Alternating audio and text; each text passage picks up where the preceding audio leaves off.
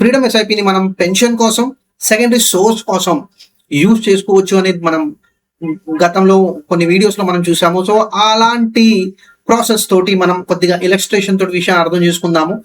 8 సంవత్సరాల కోసం మనం ఎస్ఐపి స్టార్ట్ చేసుకుంటే అంటే దగ్గర మనం 9,60,000 ఇన్వెస్ట్మెంట్ చేస్తున్నాము.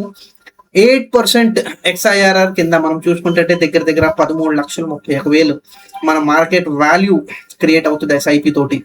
సో ఇంత అమౌంట్ వాల్యూ క్రియేట్ చేసిన తర్వాత మనం XWP ప్లాన్ తోటి మనం వెళ్తుంటే యాజ్ పర్ ప్లాన్ కండిషన్ 10,000 నెలకి విత్డ్రా అవుతుంది.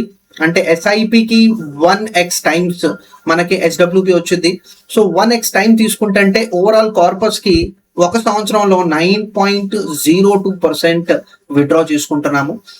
సో ఈ ప్రకారంగా మనం అమౌంట్ విత్డ్రా అవుతుంది అనేది మనం చెప్పుకోవచ్చు. ఇదే విధంగా మనం 10 years, 12 years, 15, 20, 25, 30.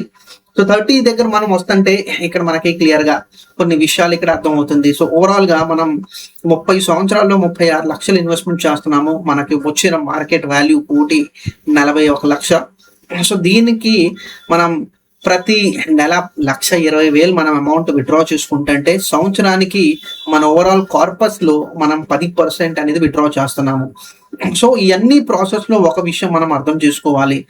మన ఇన్వెస్ట్మెంట్ అనేది ఈ కార్పస్ నుంచి బయట వచ్చింది, ప్లస్ ఈ కార్పస్ కూడా over a period of time పెరుగుతూ ఉంటది. సో సైమల్టేనియస్లీ రెండు జరగటం వల్ల మనకి ఇవ్వాల్సిన బెనిఫిట్ అనేది కంపెనీ ఇవ్వటానికి సిద్ధంగా ఉంది. సో ఇదివరకు కూడా మనం చెప్పుకున్నాము, ఈ కార్పస్ నిల్ అయిందాక మనకి అమౌంట్ వచ్చింది. సో ఈ కార్పస్ నిల్ టైం అనేది 2099 2099 దాకా ఈ డిఫాల్ట్ ఆప్షన్ అనేది ఇవ్వటం జరుగుతుంది.